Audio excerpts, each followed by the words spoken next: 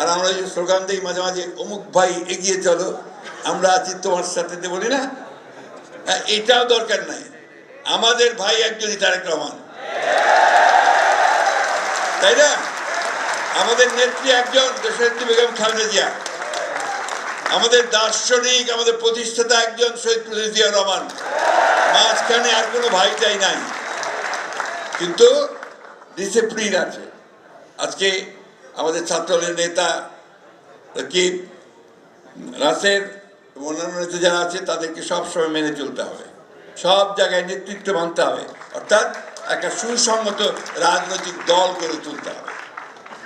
এবং সেটা আমাদের চিন্তার মধ্যে। পড়াশোনা করে আমরা বলবো যে কেন আমরা ছাত্রদল করি, পড়াশোনা করে বলবো যে কেন আমরা পরিবর্তন চাই, পড়াশোনা করে আমরা বলবো যে ফ্যাসিস্ট কারা আর আমরা গণতান্ত্রিক কারা, কেন গণতন্ত্রের জন্য সংগ্রাম করছি, লড়াই করছি।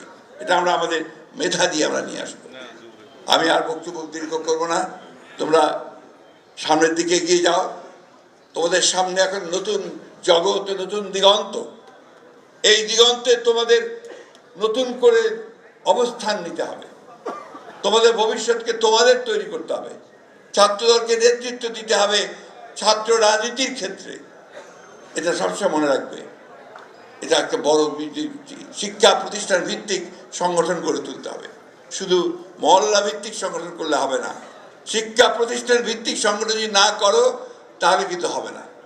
ওই শিক্ষা প্রতিষ্ঠানে তোমাকে নেতৃত্ব দিতে হবে, ওই শিক্ষা প্রতিষ্ঠানের সংসদ নির্বাচনে জয়লাভ করতে হবে, ওই শিক্ষা প্রতিষ্ঠানে তুমি সাহিত্য প্রতিযোগিতায় এগিয়ে যাবা, এক্সটেম্পোর স্পিচে এগিয়ে যাবা।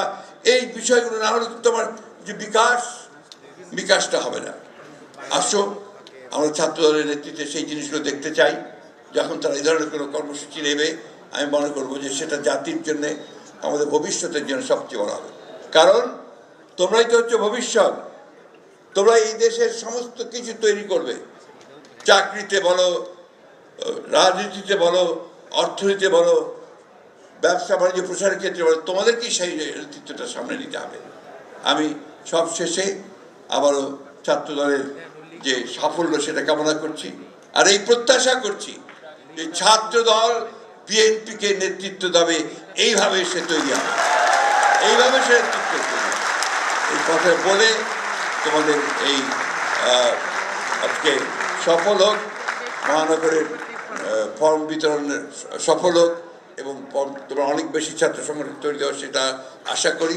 সব শেষে এই কথা বলে শেষ করতে চাই, আসো আমরা সবাই মিলে, সেই বৃদ্ধ আর তরুণ কিশোর সবাই মিলে আমরা একটা বাসযোগ্য বাসভূমি বাংলাদেশ গড়ে তুলি, যেটা আমাদের সকলের সামনে। ধন্যবাদ সবাইকে। আসসালামু আলাইকুম, খুদা হাফেজ। বাংলাদেশ জিন্দাবাদ, বাংলাদেশ জাতীয়তাবাদী ছাত্র দল জিন্দাবাদ।